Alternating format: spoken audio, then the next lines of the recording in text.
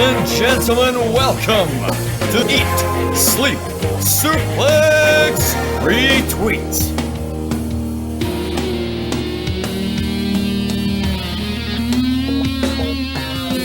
Welcome everyone to Eat, Sleep, Suplex, Retweet on Patreon. My name is Ross McLeod and this is Ross's Retro Review. Today on the show, a massive favourite pay-per-view of mine, Judgment Day 2000. Let me start this show off by introducing the person helping me review this today, a man I have already passed judgment on. Thankfully, this is a Jam Piece podcast. This is not Jack's Jam Sandwich Review. Please welcome Jack Graham. I'll never get over the jam piece patter. Something I'll never agree with. Nothing I'll stand aside. Not for me. It's a piece in jam. Your jam sandwich is English Tory patter. I'm sorry, mate. Your sandwich and jam together. Jam and butter has been sandwiched together. You don't have jam itself. But we'll end it at that. We've got far more important things to talk about. Yes. Like, is it a dressing gown or is it a house coat? Dressing gown. Oh, bugger off. The views of Jack Graham do not reflect the views of the good people of Scotland here at Suplex Retweet. It reflects the very good people of Scotland. The West Coast, you know what it is.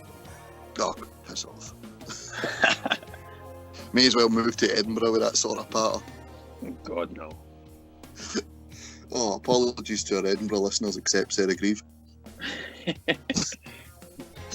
She's got to listen to this and I'm just going to get a text in like 2 weeks when she's listened to it. Hey, how you McLeod? But before we begin talking about, the important things, Judgment Day, the pay-per-view, just to remind you, at Suplex Retweet on Twitter, Facebook and Instagram if you want to get hold of us.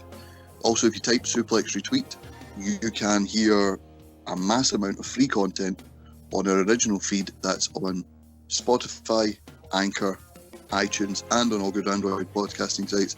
A plethora of interviews, reviews and previews with the good people that think it's called Peace and Jam. SuplexRetweet.com as well for the link to all this stuff. Plus, just to remind you, as you are on Patreon, you are on the $4 and $6 levels. If you feel some months that you can't commit the $4 or $6, we completely understand. However, we do have a $1 option, which we would encourage you to consider. And we also have a free tier where you can listen to Saturday Draft Live. That's Scott and David Campbell covering the Eat, Sleep, Suplex, Retweet Fantasy Draft. You can follow along, let us know your thoughts, and you can always get, obviously get us those social media links. Well, Jack, as I'm falling here myself trying to talk here, do you want to just get into the pay-per-view? Alright, let's get fire right in. These are so much easier in person when we're not doing them over the phone. So, Judgment Day 2000 took place on May 21st of that year from the Freedom Hall in Louisville, Kentucky. I actually bought this out of Blockbuster at Knightswood Shopping Centre to cheer myself up for the fact that The Rock had lost the WWF title to Kurt Angle at No Mercy 2000. Little did I know what I was letting myself in for. I mean, you got a pretty good pay-per-view for your money though, besides how you may have felt later on. I thought going into this, like looking at the card on paper, it seemed a very one-match card here, but every other match, there was stipulations galore. It was almost like an Extreme Rules pay-per-view, and there was so many good matches. Yeah, I was quite taken aback with how good it actually was. I wasn't really thinking. I just thought, it's just going to be kind of filler matches just to get folk, just kind of pass the time until the main event. But for what time they had and what was put on, I thought it was very good. So I've been critical of the build-up to certain pay-per-view matches in the past. I felt that WrestleMania 2000, Backlash 2000 and Insurrection 2000, with The Rock being the hottest superstar in WWF at that time, there was no mention of him in any of the build-up for certain promos. It was mostly about the McMahon family drama, about Stone Cold's return, about what side is, Shane on and all that. But here, they've basically put the guys front and centre. You hear them talking about how they're going to go an hour and see who the better man is. Yeah, when you're also in the pay-per-view, I mind when the pay-per-view poster was released, it was Kane that was in the front of it. He just wasn't advertised for the show at all. So it was kind of typical at the time of that happening. But it was pleasant to see that the kind of the McMahon drama was out with the kind of hype and the build up to the show, which was good. Yeah, Kane's on the poster for the WWE Network as well, but see the VHS copy I had and the poster that's on Wikipedia, I believe, it's just a photo of Triple H and The Rock standing side by side. Aye. So I think they've thought with certain ones they were advertising Kane months in advance, and then when he was coming back from injury, they thought, right, Rock and Triple H. Makes you wonder what the original plan would have been if it was Kane still in it. I think Kane would probably have just been in a match. I think it's just the fact that like him and the Undertaker are like the satanic people, and it's called Judgment Day. Yeah. So we hear Shawn Michaels is going to be the special guest ref, so you know some shit's going to go down. In the opening package, when they talk about what happens in 1 hour, they mention you think of sex 21 times. They've clearly never met the deviant Ryan Gallagher. 21 times is like rookie numbers. You got to up those numbers. I can just imagine Ryan talking about that to somebody, going, up those numbers. Ryan dressed like Matthew McConaughey had moved for Wall Street, bashing his chest, going, Oh yeah, definitely good. I want that to be the opener of their Patreon show, Talking Smack. Just him and Ryan Wilson bashing their chest. Him doing ad libs every so often, like, up those numbers. 21's not enough. So the show opens, it's a weird opening to the pay-per-view, because we see DX and the McMahons preparing the way all winners do, hummus and veggies. They're just kind of sitting there talking about their matches. You know, this seems like a sort of Sunday Night Heat overrun. Briscoe, the hardcore champion, is sent for coffee and then gets attacked by the headbangers. That's the first of many, many, many times we'll see Gerald Briscoe tonight. An enjoyable figure throughout the entire show. Yeah, like, as well, that's something that I thought one match show. See on the WWE Network where it's got like you can skip to certain matches. Yeah. There's like 4 bits where it says Gerald Briscoe is backstage and Gerald Briscoe is backstage, and I thought, how much Gerald Briscoe do we need on this show? And then when you watch it, as you said, he's a thoroughly enjoyable figure. Aye. Then you can even add more in it, and you wouldn't have complained. Yeah, he even gets involved in a match later on, which we'll talk about. We then see Shawn Michaels with a ref shirt and short shorts on, looking like a pervert gym teacher that all the single mums fancy. That was the outfit style choice was rather worrying. Yes, questionable at best. So we get 5 minutes of vignettes at the start, and then eventually we get our first match. It's a 6-man tag match. Kurt Angle and the WWF Tag Team Champions Edge and Christian versus Too Cool and Rikishi. Kurt Angle comes out and preaches abstinence. Not exactly going to get over in Kentucky, considering sleeping with your sisters considered a normal Friday night there. We're going to get like one Patreon guy for Kentucky. He's going to introduce all his pals to this. We're going to see a massive surge, and then we're going to listen to this, and we're just going to see a massive drop of Patreon. It's going to be like the rednecks from like South Park going, "This day we do incest." They took our Patreon. Edge and Christian come out. We see them perform their first ever 5-second pose on a pay-per-view. They call it the Jug Band. They've got the big fake teeth, they've got the cowboy straw hats, they've got a banjo. They're basically just mocking the people of Kentucky. It's easy enough to do. He looked very, very funny. Like, it's very funny. You hear Edge going, "Hope you all enjoyed that," with his big fake teeth in. He played it very well. It was a good kind of heel heat to draw for the opening match. Just kind of, I very much enjoyed it.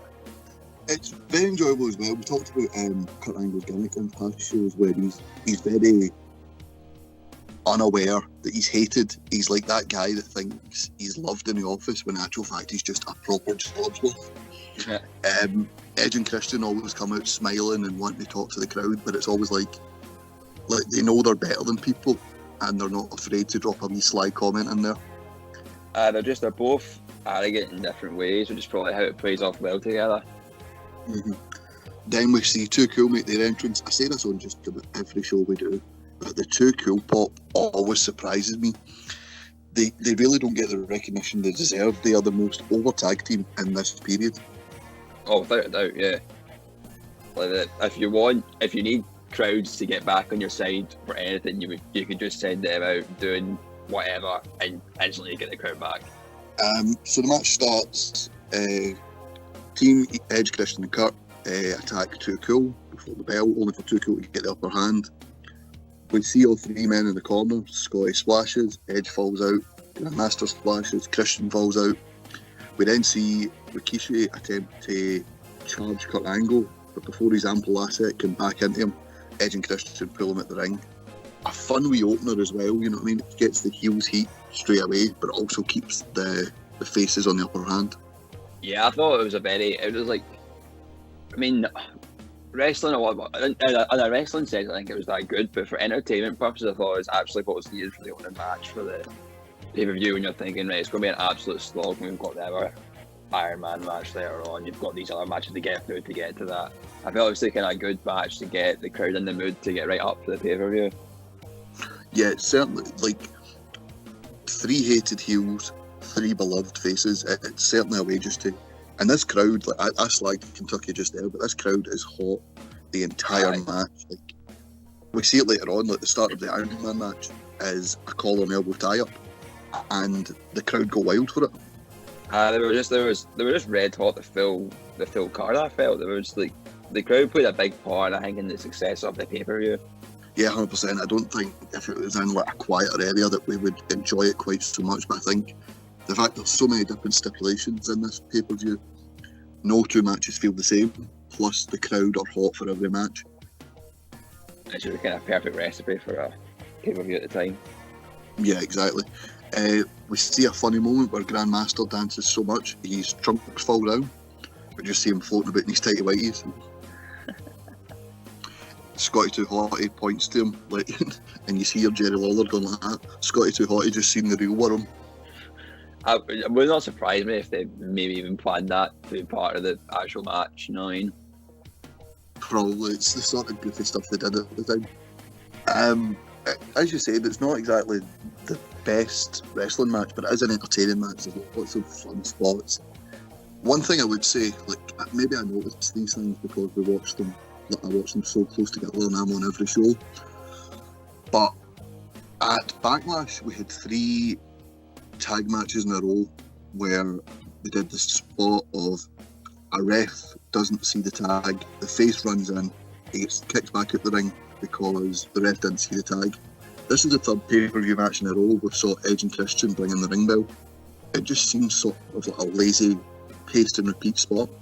I think it's just it is lazy, like rinse and repeat of what they can do, but I think it's just such a tone setter for the kind of matches they were put in at the time that I was able to get the kind of underdog side of the faces to come back up against the heels. So I understand it. That is a good point, yeah. So in the finish, Christian hits Rikishi with the bell as he's trying to drop Edge with the Rikishi driver. Edge goes to pin Rikishi, but the referee's distracted by Scotty Too Hotty brawling with Christian. So Grandmaster hits the hip hop drop to the back of Edge's head. Rikishi rolls over on top of Edge. Ref counts to 3, and as he counts to 3, Angle gets in the ring and breaks it up. But unfortunately, he's already made the 3 count, and I thought it was botched at first. I think it was meant, however, because it was just because I didn't hear the bell. I'm like, no, actually, they brought the ring bell in with them. Was it not Terry Long was the ref for that match?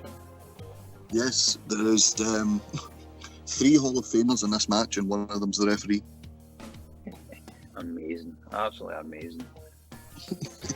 But yeah, fun match, as you said, to open the pay-per-view. Not many complaints, just maybe that the ring bell segment is something we've seen before. Generic backstage interview as we go backstage. Michael Cole's talking to HBK, and it's a typical, where do your loyalties lie whenever there's a special ref? Not really much to talk about there, is there? No, it's just that kind of bog standard. What you're going to do, you're going to help us, you're going to go against them, you know what's going to happen if you go against us. Yeah.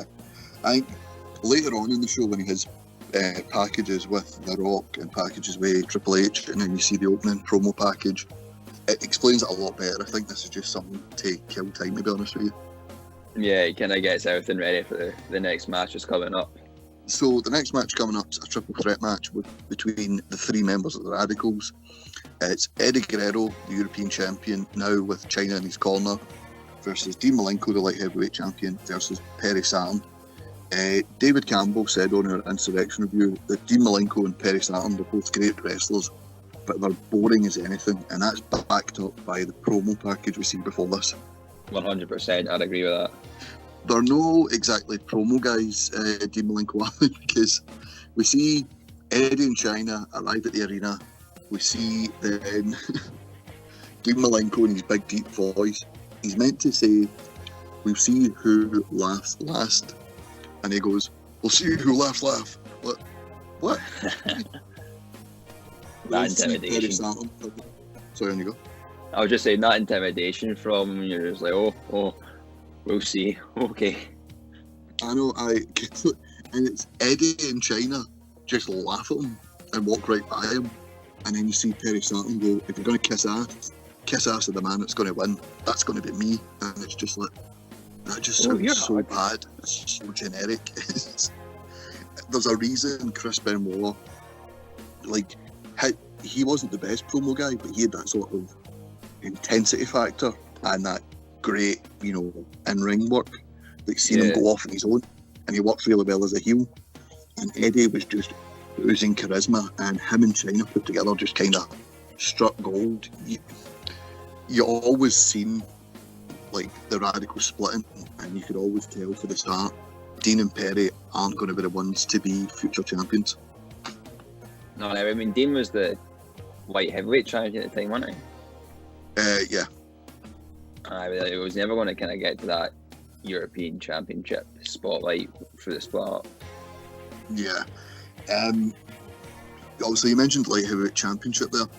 Dean's had this at, I believe, No Way Out, WrestleMania, Rebellion, where he was in tag matches each one. He defended it at Backlash against Scotty 2 Hotty, and now he's in a different title match whilst holding the light heavyweight title. The title is predominant on TV, but this is predominantly, as it's ever featured in its WWE tenure, and yet it's rarely defended.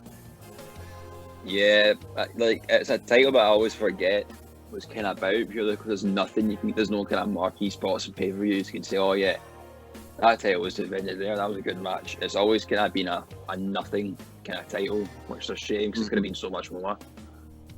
Yeah, something I noticed as well, like, people always talk about Scotty 2 Hotty and Dean Malenko had the best match for light heavyweight title. I watched it a few years ago when I've seen people talking about this, and it was a really good match, but it's not got a repeat factor value. So when we were doing the Backlash review, I was watching it and I was kind of bored, and that's a shame that that's the legacy of that title. Yeah, I think probably a lot of folk would agree that, like, it's just a kind of boring bit. It's just a filler. Which is a shame because it was meant to, like, rival WCW's Cruiserweight title. And there's been so many greats that have held it, the likes of, Jeff Hardy, Dean Malenko himself, Christian's held it. When you look back on the lineage of it, or look back on these guys' careers, nobody mentions, remember when they were light heavyweight champion? It's just been kind of erased for history. Mm-hmm. From a downer to a quite funny line on commentary, Jerry Lawler says, "I like Perry Saturn. The man can watch a game of tennis without moving his head." Poor Perry Saturn and his squint eye. He can't control it, and all they do is make it his gimmick. He's got a squint eye.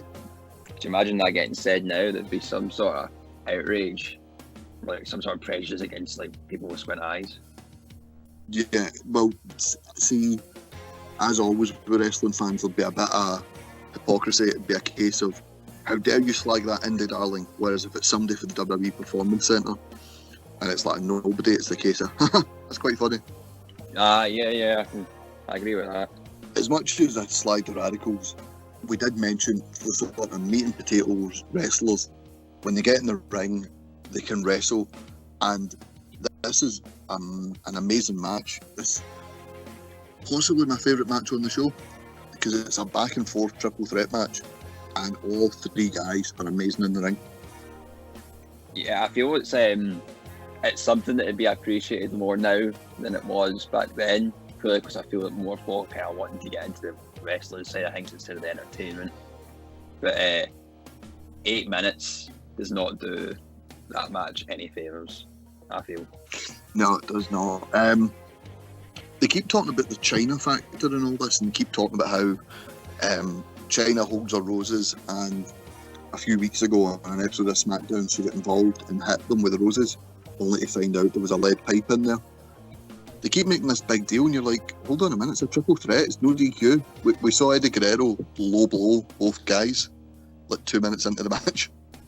Aye, it was something that was like, it wasn't ever specified that, like, obviously it's not like a no DQ, but it was something that was never said when like promoting the match or anything. It was as if it was just kind of either taken as a given or they were just kind of hope that they could play that factor into it to create some sort of screwy finish.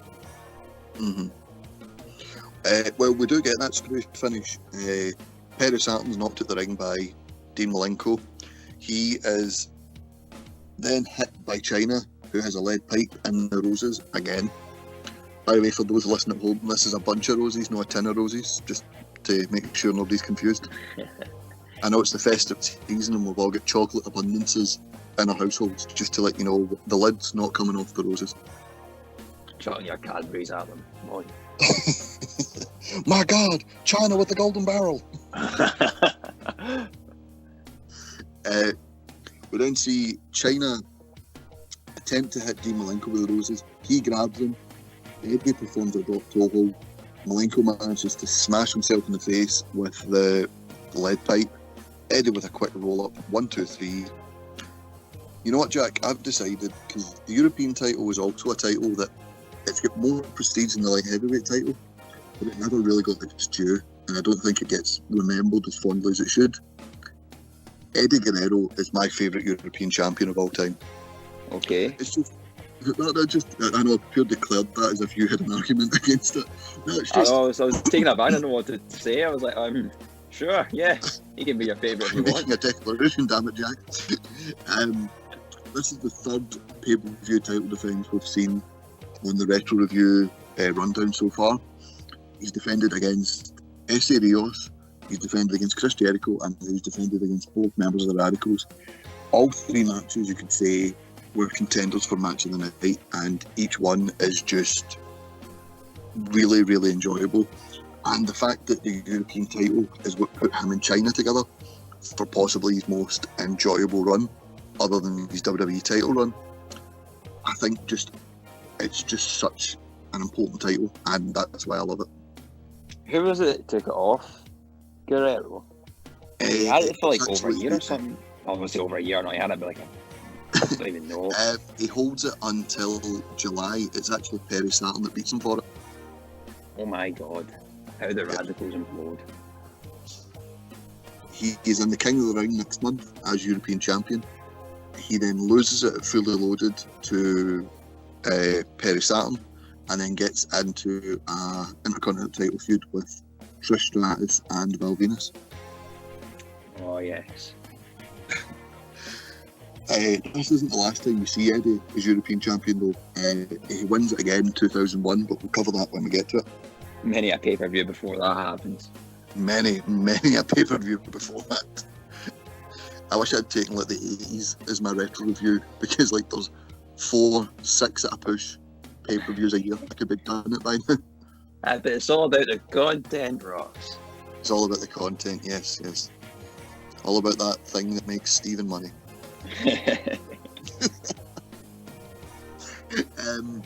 We cut backstage, second Gerald Briscoe segment of the night. He's sneaking around the bathroom like a big pervert. He then sees his reflection in the mirror, thinks it's someone else, punches the mirror, falls, splits his pants, and looks like he's dislocated his hand.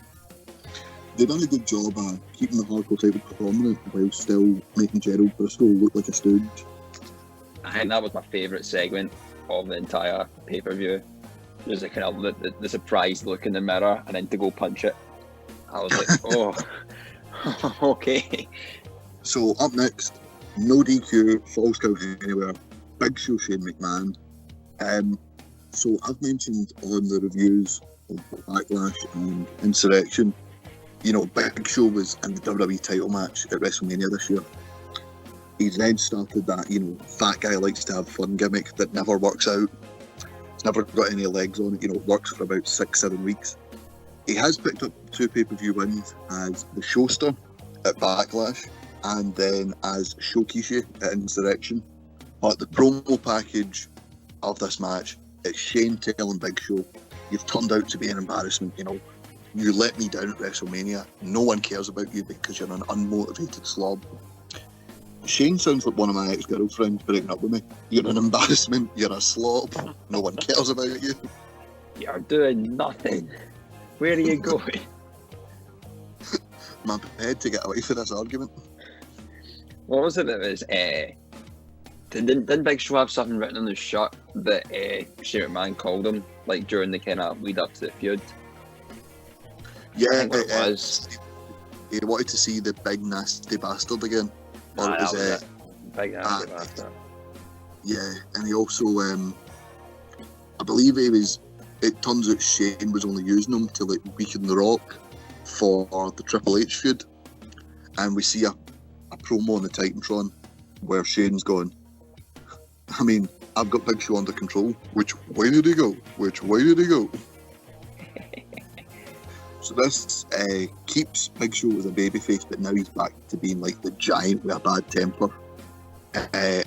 And we see Shane with the Simba Slam. They keep calling him the Lion Cub. You know, he's the Prince of the Jungle. Vince is the King. And it's just, it's so stupid and yet it's so good because it keeps up this whole Shane McMahon thinking he's a hard man. Shane McMahon thinking he's a ticket. When in actual fact we know Shane McMahon is a cowardly, you know, needs 6-7 men to get the job done sort of guy. Yeah, I would say that, like, I would say major props to him during the match for the time they had, the kind of all the bumps that he did to make Big Show look as like kind of, I was going to say badass, but badass always sounds very cringy, but that kind of way for Big Show to be, I felt that Shane did that very well. Yeah, not badass, but like look like, as the shirt says, a big nasty bastard. You know what I mean? Like, Aye. Like the opening segment of the match, Shane goes to suicide Big Show. He's got such a look of determination on his face, and Big Show just catches him with one arm. And that's when you instantly go like, because you've got the commentators talking up Shane McMahon's chances, and then as soon as he catches him, they're like, oh god, he's going to kill him, isn't he? Aye, it was kind of, I don't even know. It probably wasn't my favourite match. It was probably my least favourite match of the night. Least favourite, but still entertaining. Aye, but that just kind of goes to show how well the pay-per-view was. Yeah. We see Bossman interfere. He tries to take out Big Show with a nightstick, only to get beaten down. Tess and Albert run in with chairs. They get the chairs punched in the face. Props to Trish Stratus, by the way. She went through a table at Backlash. She then takes a massive bump here. She gets picked up by Big Show and launched at Tess and Albert. Aye, we spoke about this on the main show during the week there, about like kind of the bumps that Trish Stratus took in the early stages of her career with the Tess and Albert. Big props to her, someone that had that was very green into the scene at the time. Yeah, 100%. She's someone who was one of the few people to get her chance in like 2004 to 2006. But even when she was just a valet, she was willing to take those nasty bumps and take the pin and take, you know, we'll see it in the Eddie and China feud she has alongside Val Venus. She's willing to take major beatings. Yeah, I think it just kind of shows her care and like admiration for the business that she found herself in, that she wants to do well in it. She's willing to do what she could at the time. Yeah, she was like in with both feet. Like, if I'm going to be here, I'm going to do it right. Yeah. We see Big Show, once he overcomes all the odds, he chases Shane up the ramp. He batters Shane off the entranceway, he throws him at the Titantron. We then see someone who we've been very complimentary of on the past two podcasts, Big Barry Buchanan, big bully. He runs in and starts beating Big Show down with a nightstick. Big Show Bill Buchanan would be a match I would have liked to see back in the day, because Big Show is a good big man, as we've seen, but Bill Buchanan, as we've seen in past pay-per-views, so athletic, so quick, and of course he's the man to help Shane win here. Shane throws a speaker on the Big Show's leg. He then hits him over the head with a cinder block, and then pins him for the 1-2-3 as Big Show's knocked out. You hear Jerry Lawler making such a big deal about it on commentary, while JR's just sitting there, face proper tripping him like he used 6 other people to win. Yeah, it was just that's kind of what I was talking about earlier on. Like for the time they had, the kind of Shane made him over as that big nasty bastard. I mean, yeah, this is sort of the last time you'll see Big Show on these pay-per-views for a while. He was sent down to, I believe, OVW. He was sent down there for a bit to work on his gimmick and lose some weight. We see him here. He's got a massive gut on him. aye, he wasn't very lean. No, Size. no, we see his weight fluctuate back and forward like over the next few years before he gets to like 2008 and starts keeping a more lean figure. But this was around about the time they sent him down to OVW, and I think this is the perfect way to write him off TV. He can still come back as the giant. He can still come back as the big nasty bastard, because he hasn't been beaten convincingly. It's taken 6 other people and a speaker falling on his knee to break his leg, and then a cinder block over the head to beat him. It's kind of like, you've wronged me, I can come back. I'm going to kick your ass when I come back. Yeah. We cut backstage again.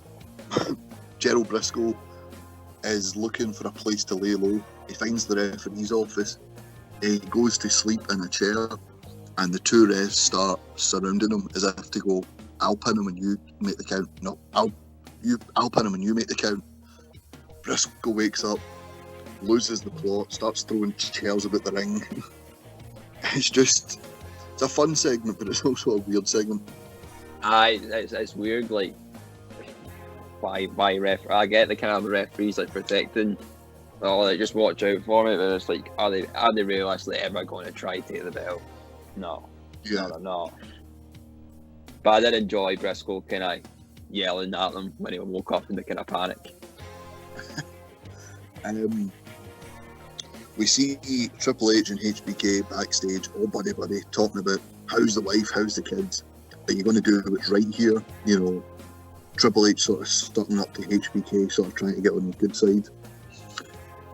And you've got Jerry Lawler worried that they're talking about wife and kids, for the simple fact he's like, it's Triple H's biggest match of his career. And you hear JR, he's more worried at the fact that they're having a bit of a love-in, right before the match.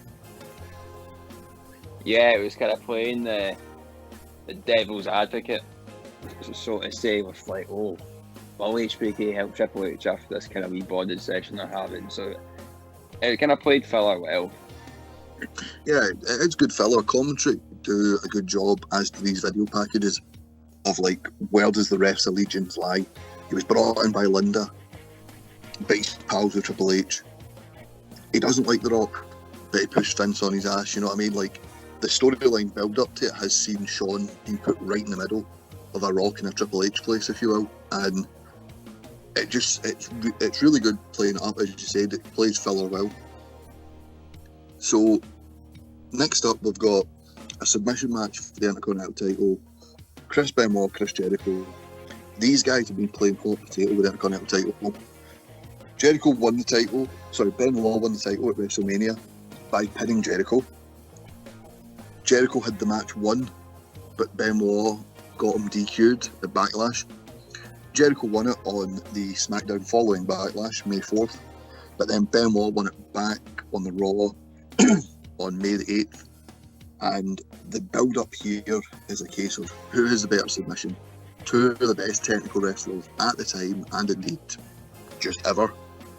Just talking about who's better. And I like how Jerry Lawler's making JR pick, what do you think's the best submission match? You know, be unbiased about it.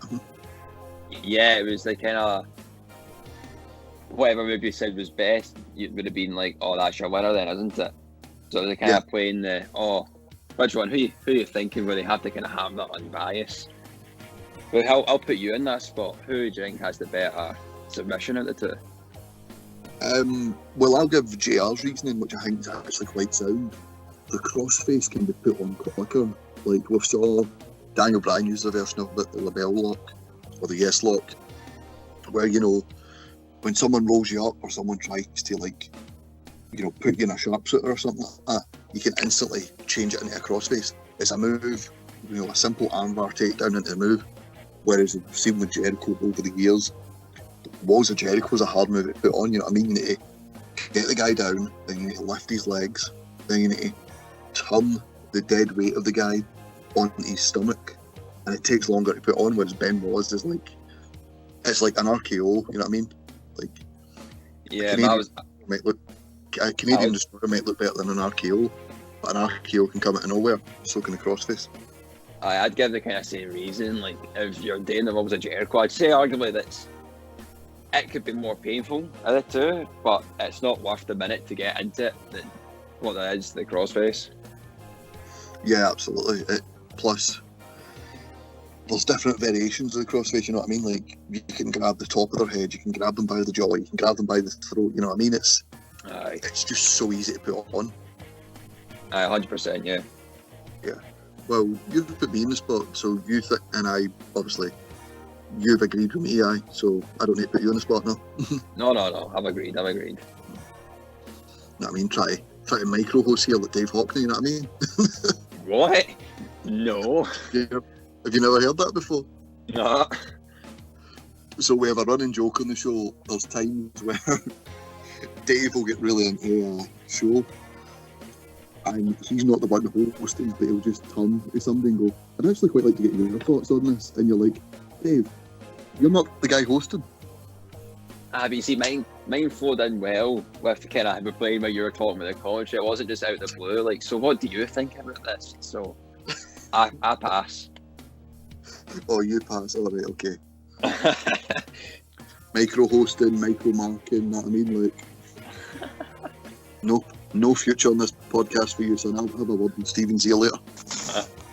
I take what I can, give nothing back.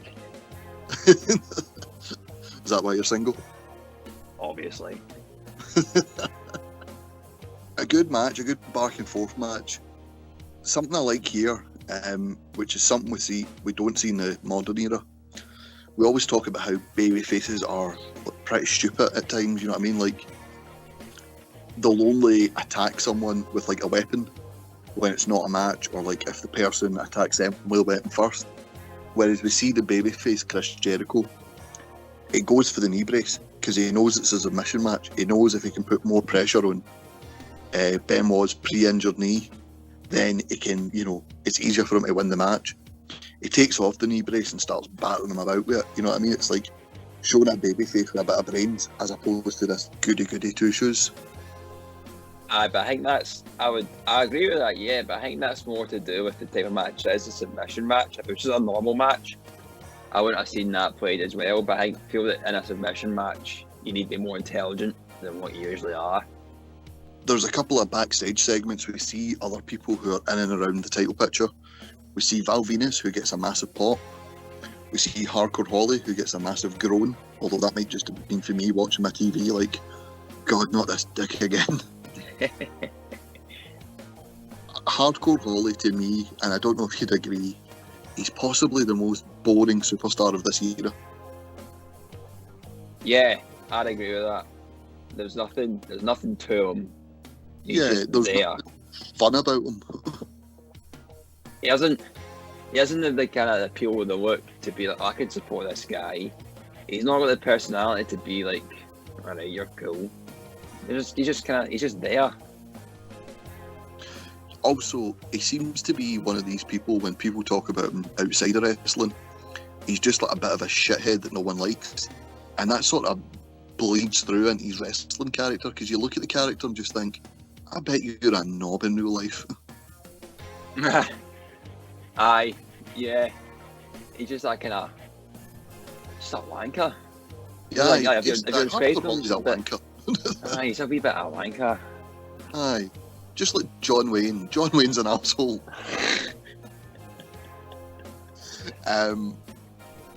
We'd mentioned the finish of the Big Show match. It's a finish that makes a lot of sense.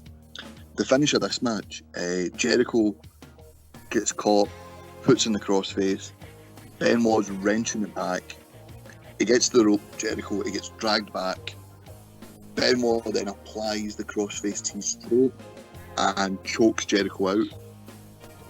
I like this finish for the simple fact the heel wins and retains, but Jericho doesn't suffer from tapping out, because sometimes we've seen before with the likes of, say, The Fiend, Bray Wyatt and Hell in a Cell. The Fiend versus Rollins Hell in a Cell. WWE overbooks and books themselves into a corner. This was a good way to get out of the sort of submission stipulation.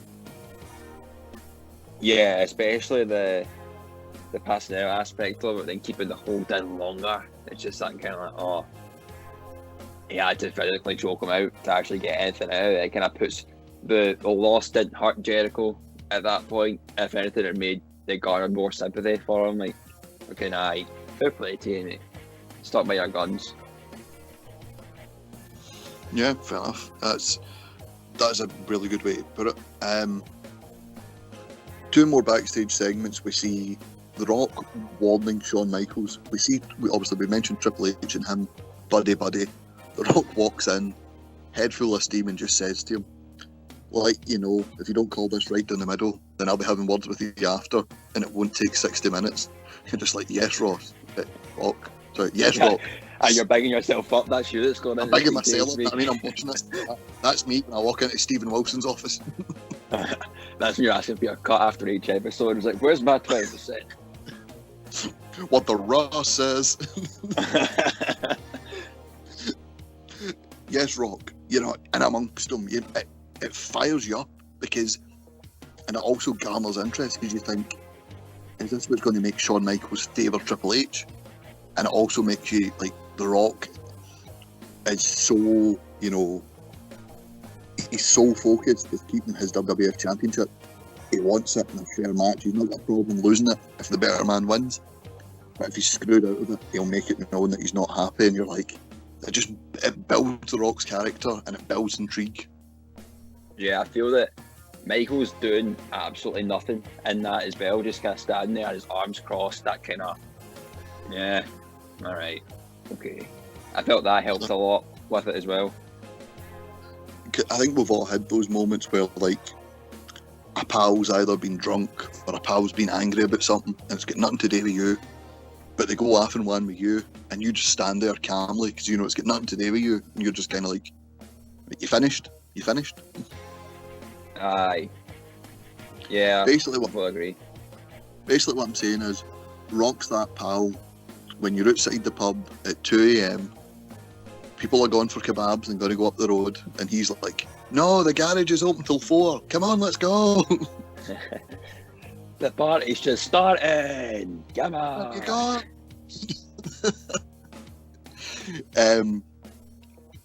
We got another Gerald Briscoe segment. He's standing with Michael Cole. He's telling him that he's becoming a nervous wreck. He's going to have a nervous breakdown. We see two vendors talking to their referee going, can I pin him? Can I pin him?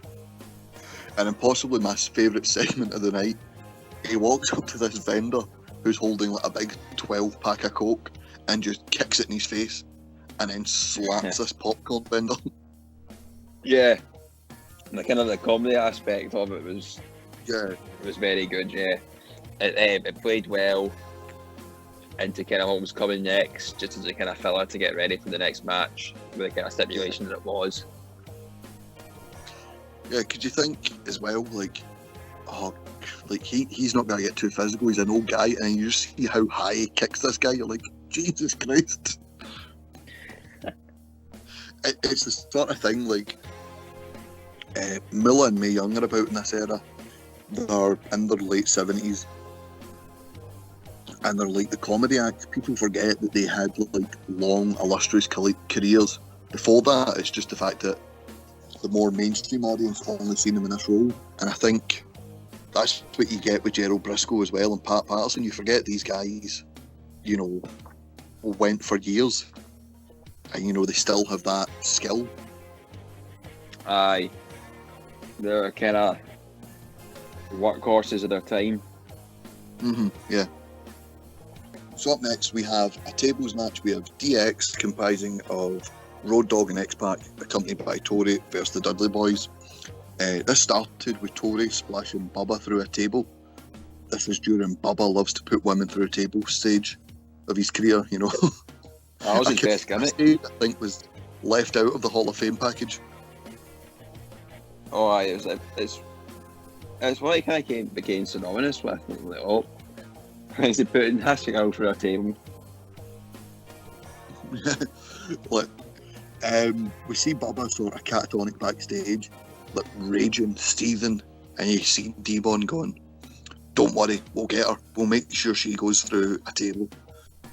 This is sort of a weird match at the start here because there's a lot of tag team rules like, enforced, a lot of stuff going on behind the referee's back, and you're like, it's a tables match. It's literally a no DQ match.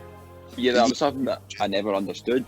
It was like as soon as a stipulation kind of added to it, that it's kind of all bets are off. Like it is no disqualification. They kind of play up to the referee for the rules. Or something that I was kind of perplexed by.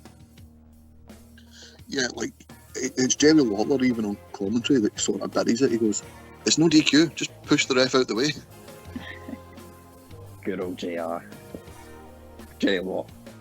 So like, there's all sorts of like it starts off sort of standard fare. It gets about 5 minutes in. I actually forgot it was a tables match. I was like, "Oh, actually, it's a tables match." Like pushed by him. D-Von Dudley's the first man through a table. He gets X-Factored through the table. And then, and possibly my favourite spot of the night, X-Pac goes for an X-Factor. God, we'll get to them soon. I need to review them. The worst stable in history. X-Pac goes for an X-Factor and is caught in sort of a pop-up powerbomb position by Bubba and is just slammed through the table. Bubba works stiff, and honestly, it looks brutal whenever he puts someone through a table. I remember watching it. It's kind of one of those moments you're like, ouch, are you okay, son? I did like the spot with the ref when it's down to Road Dogg and Bubba, who are the two that haven't been put through tables, and the ref gets between them and starts like shouting and bawling like, "Get out the ring, you're not illegal men," and they both just pick him up and launch him through the table in the corner. Aye, the table barely broke, which is kind of a shame. Yeah, it's like, obviously the refs are lighter guys compared to these like larger than life people. It's sort of like when we see a women's match and a tables match. You know, it's still as good as a men's match, but they are lighter. You know what I mean? You can't affect gravity no matter how good you are. Aye, it was. I mean, I was just pretty much that. When it says like no matter your ability, it's gonna happen either way, innit? Yeah, because they're all made like the same way. We then sort of see the Tori aspect coming in. She runs into the ring, starts screaming at Bubba. They set up a table in the corner. They go to put her through this table, and then all of a sudden, Gerald Briscoe, who Jerry Lawler describes as a man fighting for women's rights, runs down to the ring, helps Tori out of the position, and this helps set up the finish. X-Pac eventually hitting the X-Factor on Bubba Dudley, and from the top rope it looks brutal. He was a hero that we didn't deserve, that we needed. Gerald Briscoe, a suffragette on the front line. You're just fighting the good fight, and you gotta love it. Yeah, fighting the good fight for, you know, good women like Tori, who have never done anything never cheated on their man. Good soul, good soul. Wouldn't consummate Yeah, their but- marriage and whatnot.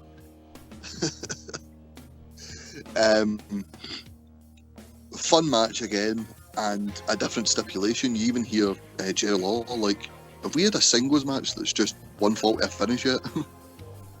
But then, like, even though it's a surprise, you expected us to get a normal singles match.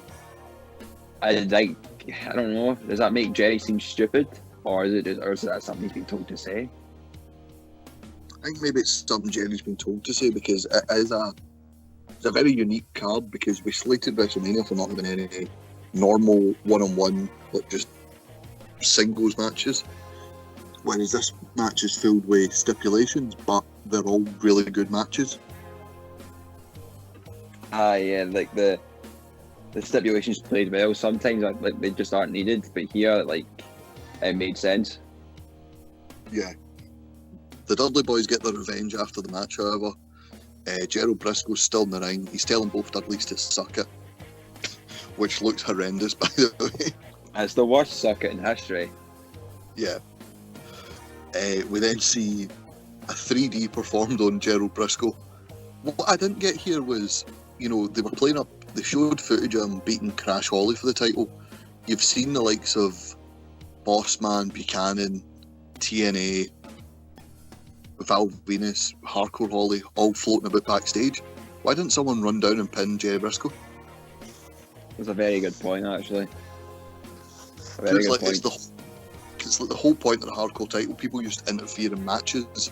You'd have someone like the Godfather versus Hardcore Holly, and then all of a sudden Crash Holly, Raven, and everybody would be doing there. You're gonna see that with the 24/7 title now. Like if Archer's in a match where the title was suspended, as soon as that match is over, you've got about 10 folk chasing him out the ring. Yeah, I think as well. See, the 24/7 title, it tends to be a more Raw thing and a more like WWE.com sort of thing. I think they should start doing this, like having stories throughout the night of like we saw it at WrestleMania 18, where like there was like 10 new champions throughout the night, or like have it be a cowardly champion, say like a Drake Maverick, doing what Gerald Briscoe is. He's trying to get through the night without losing the title. Yeah, like something like that title was like perfect for WrestleMania for the folk that wouldn't be on it, or the folk that would have been the Andre the Giant Battle Royale or the Women's Battle Royale in the pre-show, because it kind of gets them showing the main card. You can do some wacky storyline that can maybe catch on to get folk over. I'd even see this year's Andre Battle Royal, I'd put the 24/7 title on the line in it. That would be interesting to be fair, actually. Just give it like that thing, like Shane McMahon suspended like the 24/7 rule for a wee bit when Elias was champion. Have it be like, by the way, if you win the Andre Battle Royal, you win the 24/7 title, you win the cup, and also, you get a 24-hour reprieve. Yeah, but like I would like that, but I think it's just something that Fox has no interest in because they want a wrestling show. I think, like, you could say obviously as of SmackDown, but you could have like a Raw guy winning it, so obviously then it's not till the next Raw. You know what I mean? Yeah. I mean, I'd like to see all that happen. Yeah. It would be laughing. I mean, it'd at least make the Battle Royal for a title, you know what I mean? And people would maybe care about it. Yeah. I'd give this stuff more meaning as well, because like winning that kind of means nothing. Like, you have the trophy standing next to you for a couple of weeks after WrestleMania, and that's it. Because like Cesaro wins it, it means something because he gets a wee bit of a push. Big Show wins it means nothing. Baron Corbin, okay, it's a good way to introduce somebody. Fair enough. But this is when NXT was sort of unknown. Now NXT is on TV and they're on the Survivor Series. They're going to be in the Royal Rumble and all that. So it's not really needed anymore. And then you've got people who Raleigh did nothing with it. Matt Hardy, okay, it started, the Matt Hardy Bray Wyatt tag team. But then this year, Braun Strowman won it, and it was just nothing. I felt that Braun Strowman was a kind of sympathy. The sympathy win because he got screwed over, like got put out first, like a couple of years before it or whatnot, and then he got put out again. It was Yeah. kind of a match was made for Strowman to win. Braun Strowman, we always talk about it on the main show. It seems like every time WrestleMania comes round, they remember they'll get Zack Ryder on the card and they put him in a match, they put him in a tag title match, they put him in a Intercontinental title match, they put him in a Team Teddy versus Team Johnny match. But it seems when WrestleMania rolls around, they also seem to forget they have Braun Strowman. I know, it's like because they're building up. They've actually. I don't know. I don't even know how they do it. They probably just pick like 10 names out of a hat and they just forget to add Strowman's name into it. Probably. So main event time. Iron Man match, 60 minutes. Triple H with the McMahon Helmsley faction versus WWF champion The Rock, Shawn Michaels, special guest referee. I really like the start of this match where Triple H kicks the McMahons out of ringside, says to them, "I want to win it on my own." Yeah, it was that kind of that. I don't need you. I've got something to prove here. I can show that I can be the champion. Yeah, because he's also like, he's not so much like I don't need you. He's very thankful. He's like, there's nothing I'd want more than my family here, but I need to prove to the people that I can do it. And his little wee dig at The Rock. Aye. The Rock enters, thunderous ovation as usual. There's as many cheers for HBK in this match as there is for the likes of Rock and Triple H. The fans are just so excited to see him back. Aye, but I feel that like in his career, whenever he's had to play that kind of guest referee role, he plays it up perfectly. Like he's exactly how a guest referee should be. Yeah, it's one of the ones as well. Like, you think he knows exactly. He's a professional working the crowd. He knows that he's working the crowd in his favour, even though he's only the ref. Aye. Bit of a glory hog, but I mean, it's just basically Shawn Michaels, isn't it? He's a showman. Yeah, exactly. I mean, it's not as selfish as cashing in on someone on their birthday, you know, like a certain Sarah Grieve did, but, you know, we'll let that, you know, we'll let history decide which more selfish. East Coast. East Coast. Terrible people. You and your... Asterix only Sarah. What? I was saying Asterix only Sarah. You and your air. Is it air or Airdrie you're saying? Yeah. Airdrie. Away. Hey guys, let's not slag Airdrie. Stacey's there. Well, actually, let's slag Airdrie. Yeah, it's where the good people stay. So where do you stay? Oh. Where do I stay? So we'll start taking pot shots at Jack and other podcasters just to sort of get back on track here. I was quite surprised at how quick the first fall came. It seems that there's like big moments of this match where nobody gets a fall, and then people seem to get a fall like pretty rapid. Rock gets a fall 11 minutes in, a thunderous rock bottom. And what I did like is that Shawn Michaels he does call this match down the middle. Yeah, that was probably the best factor of it. See, if there was a lot of kind of shenanigans or playing to like kind of either side throughout, I wouldn't have enjoyed it as much.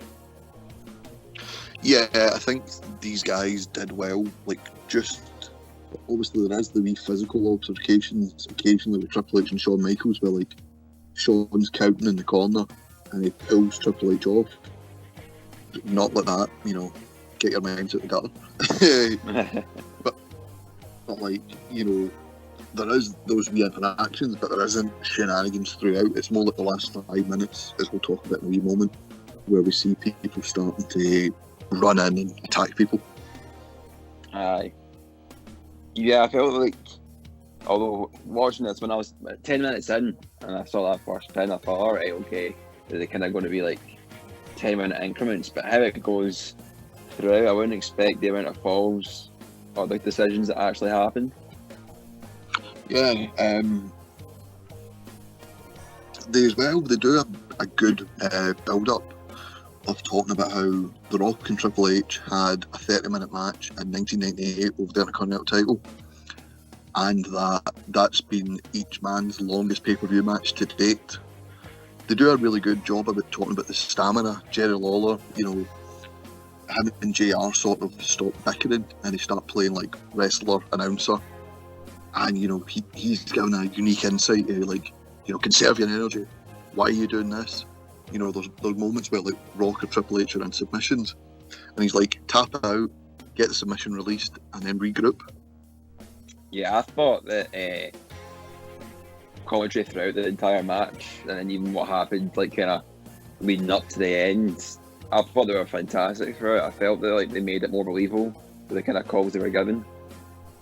Yeah, I think this is possibly one of my favourite matches they've called, like just for their commentary.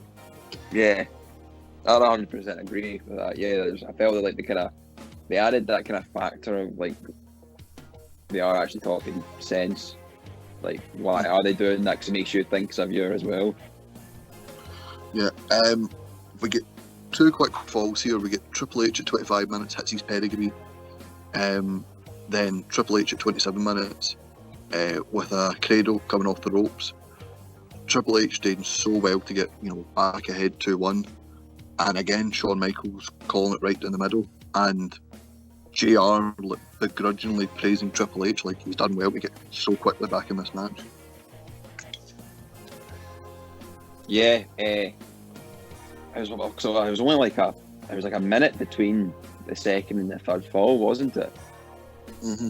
So it was kind of showing the challenger can kind of keep up with our champion's pace, so to speak. Mm-hmm. It also does well to turn the match because we've seen in they made it more believable. Like in games of football where you see like a team that's 1-0 down, they get the equaliser, and then that they get their noses, they get their ears up, they get their heads up. It's a case of they want to go for that goal. They've proved they can score. They want to get another one. They want to get another one quickly, and it just changes the game. And this match, I always like to compare it to like Leicester versus Watford in the playoff semi-final when the penalty gets missed, and that's the kind of the tide of the turn, and they're going up, and then Deeney scores a goal. And you're like, yes, come on! You just like everyone just at that moment, even if you didn't support them, there was like pure elation for how fast the turnaround was. So are you saying Triple H is WWE's version of Troy Deeney? Maybe not as good. Maybe not as good as Troy Deeney, but. Well, I mean, there is rumours that in his celebration off camera, Troy Deeney pedigreed people, so we need to look at that, but... we need hard evidence.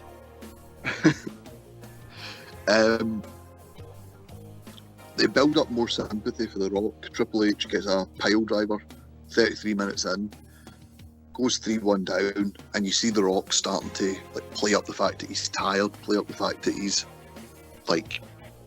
busting, he's blown up, he's busted a gut, to be in this match, but he's got 27 minutes left, he's 2 falls down. Commentary again doing a great job just playing up the fact that God, The Rock's never went this long in a match. Yeah, I think they sold the finish at that fall as well. Like pile drive used to be Lawler's finish and moved into it. Mm. So I think him kind of playing up how kind of good a move that is to kind of put someone out makes you think, oh God, how is The Rock going to recover for this? Yeah. Something else as well, obviously we compare it to football. It is as if, because The Rock was on the offense quite a bit before this, it's like when a team throws everything forward when they're 2-1 down, that the opposition break on them and end up winning, 3-1. Aye. It's just kind of the change of the tide happening so quickly through like kind of wee mishaps that happen here and there. Mm-hmm. Rock gets back into the match about 40 minutes in. Tremendous DDT. Not really much to talk about this spot. They kind of fight amongst the arena. Rock doesn't know where he is a lot of the time. He's sort of groggy. Fall 6 and 7, however, I want to talk about how smart they made Triple H look here. Triple H sacrificing a fall to let The Rock go level, scalping him over the head with the chair because he knows it will do more damage, and then puts his feet on the ropes for a roll up to go 4-3 ahead. I think that's absolutely brilliant. It's great, it's great heel work. It's smart heel work. It's exactly like thinking logically. Like, why would anyone in that situation not do that? Mm-hmm. Yeah, like, I think we've seen it in other matches, like a 2 out of 3 falls match, Kalisto versus Del Rio. He attacks Kalisto outside with a chair, sacrifices the first fall, rolls back in, gets the count out for the third fall, the second fall, and then immediately goes on the attack trying to get the third fall. It's just the kind of, I mean, obviously that Del Rio Kalisto 2 out of 3 falls match is absolutely one for the ages, but the heel work is just very characteristic, and I love it. Mm-hmm. Rock's busted open. He's completely out of this match, and then we see Triple H go 2 up again, sleeper hold. We think, oh, the Rock's not coming back, and then he gets his second wind. 56 minutes in, Triple H goes to rock bottom the Rock on the table. Rock reverses, pedigree on the table doesn't break, it looks absolutely brutal, and then he gets back in the ring for a count out victory to close it by 1. This table spot, see when a table doesn't break, and you know these things are designed to break, it just looks that much more brutal. It gives me the fear a wee bit, in case like something does go wrong.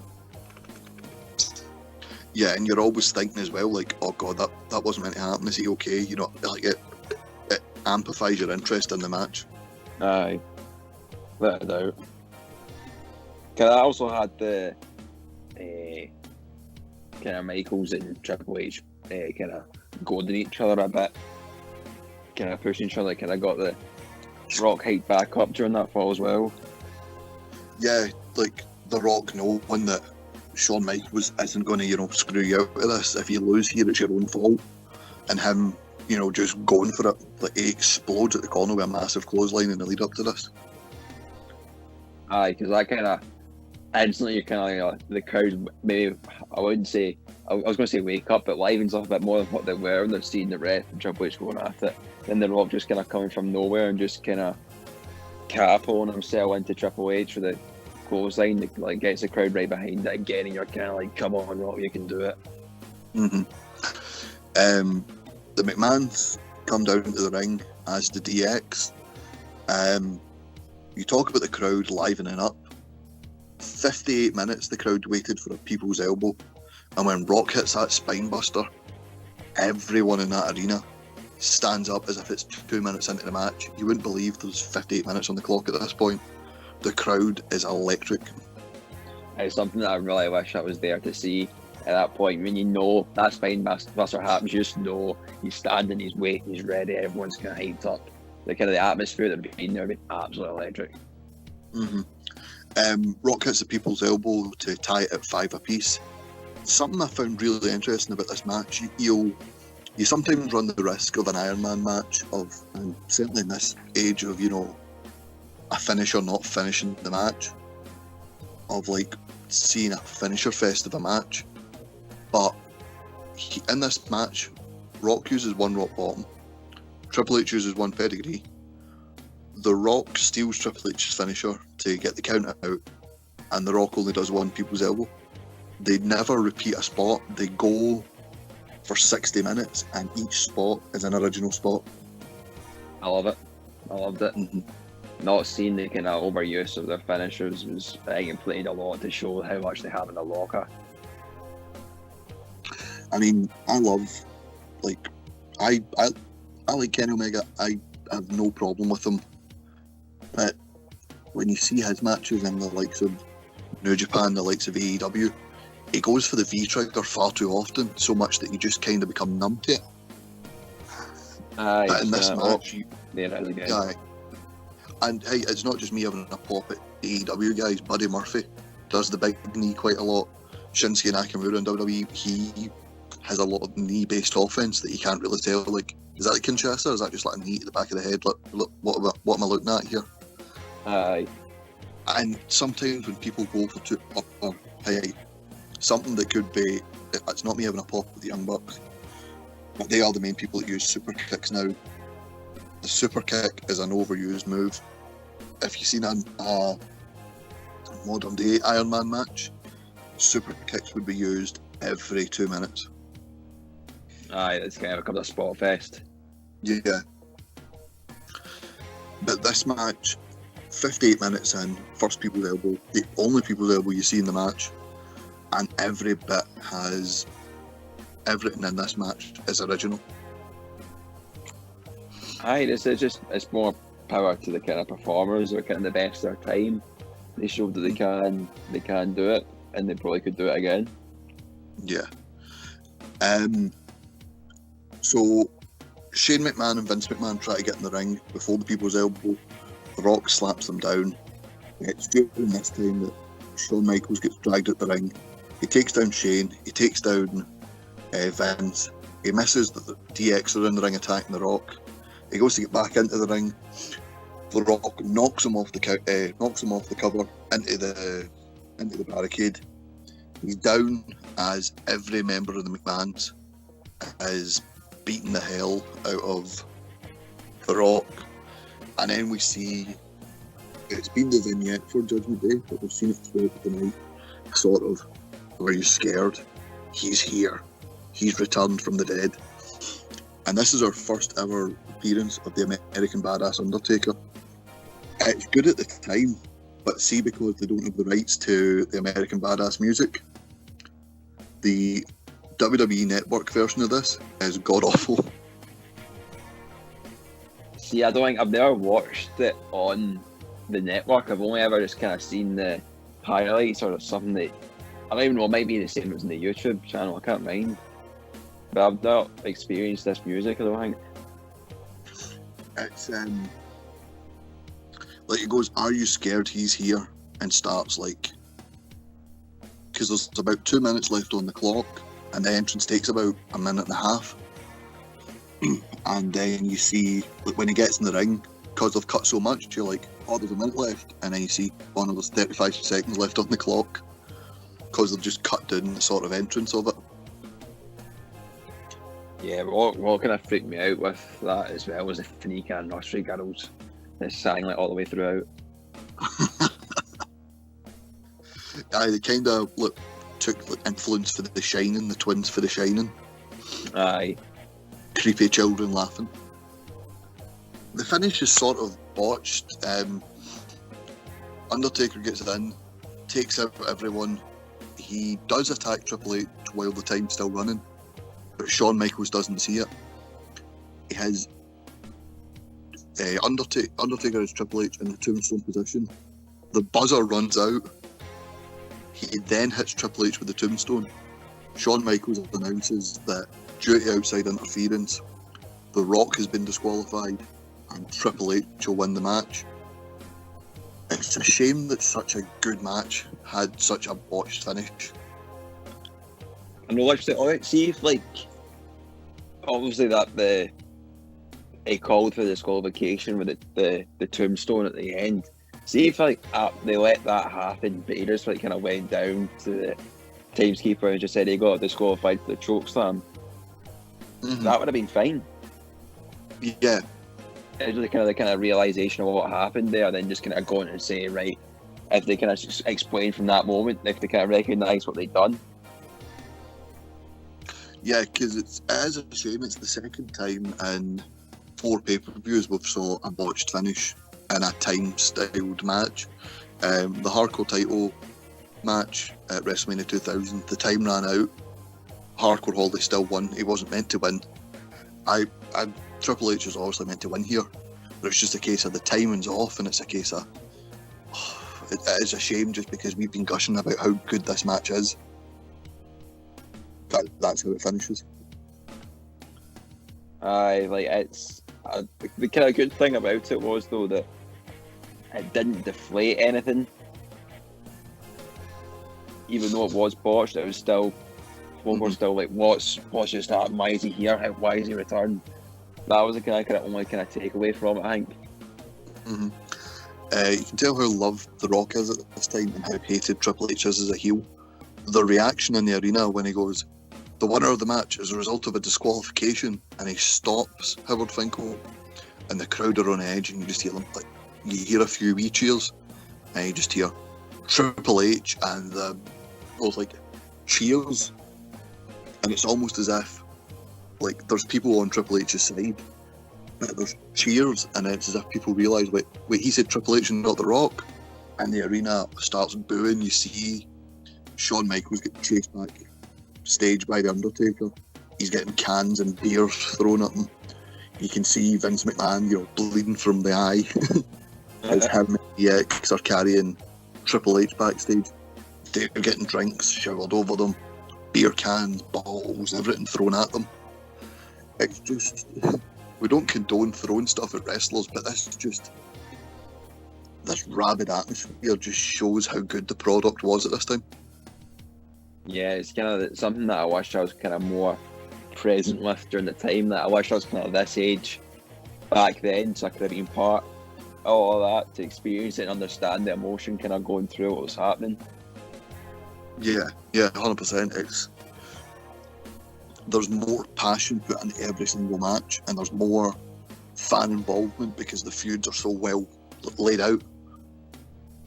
Not like now, where it's just kind of, we're going to have a match. It's going to be this Sunday, this pay-per-view, and it's like 5 days later, it's the Sunday. Oh, great. Yeah, like me and you previewed TLC for Patreon, and we were bored shitless doing it. I know. We had to fantasy book our own stuff to actually get through it.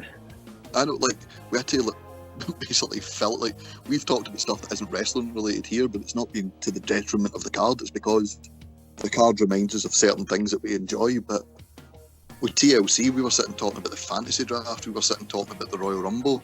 The Royal Rumble's like 8 weeks away. It was a shame, but yeah. when they give you that. But Judgment Day closes with a rain of boos. You see The Rock saying, "Are you fucking kidding me?" Like, he's in the ring, he can't believe it. And this will lead into TLC 2000. A pay-per-view I had as a child. I watched it so many times, I think I broke the VHS copy. Next month's main event for the WWE title will be Triple H, Vince McMahon and Shane McMahon versus The Undertaker, Kane and The Rock.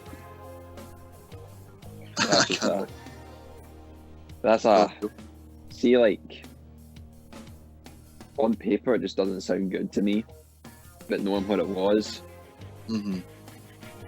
is very surprising. It's one of those matches that is just it's just so Attitude Era. Like, if you put the entire Attitude Era into one match, this is it. If you were asked, sum up this time in WWE, you'd be like, watch this. It's a good 25 minutes, watch that.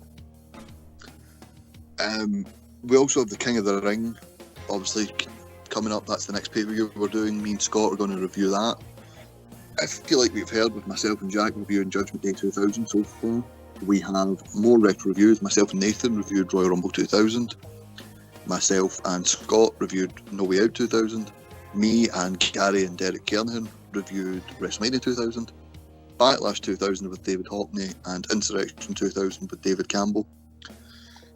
And remember, suplexyoutube.com for the links to all our free podcasts, the link to our Patreon, and the link to all our social medias. There's also articles and opinion pieces on there that you can follow. But before I say goodbye, Jack, what was your favourite match of the night? What was my favourite match of the night? I would say the main event. I think besides the ending, I think everything that went on, it was just so captivating. Kind of the 60 minutes. Could they do it? Could they not do it? They could. The original kind of finishing to each fall that happened. The 11 falls in a 60-minute match. Oh, it's fantastic. I'll go main event 2. However, close second, Eddie Guerrero retaining the European title. He's cemented himself, as my favourite European champion of all time. I just find him so enjoyable, and you just realise how much wrestling misses him looking back on this. What would you give this pay-per-view out of 10? I'd give it an 8. I think I'd agree with you there. Give it an 8. Fun matches, crowds hot, maybe a bit too much Briscoe, even though we still enjoyed him. There's never enough Briscoe. There's never enough Briscoe. I think, no, you know what? It's not because there's too much Briscoe, it's because there's not enough Patterson. It's like seeing Laurel without Hardy, you know what I mean? So Yeah, I think that I give it the 8 because with the threat, having the light heavyweight champion in there, obviously it was the kind of do the Radicals thing, but I feel like devalues the title a bit. I feel that the short match times in the lead up, obviously nothing you can do about it, but there's matches that could have went on for longer that just weren't able to. I'm giving it an 8 just for the fact that a bit too much Briscoe for a modern day pay-per-view, and the fact that the Undertaker's interference was a wee bit botched. I think it just kind of takes away a wee bit, but possibly one of my favourite pay-per-views reviewed so far. Is that because I was on it? I mean, they could have took or leave you, to be honest, Jack. You know, you're only here because Stephen told me stop putting Scott on so many shows. You're not supposed to say that. You're supposed to not be one Jack on here. Not according to the hate mail I got yesterday.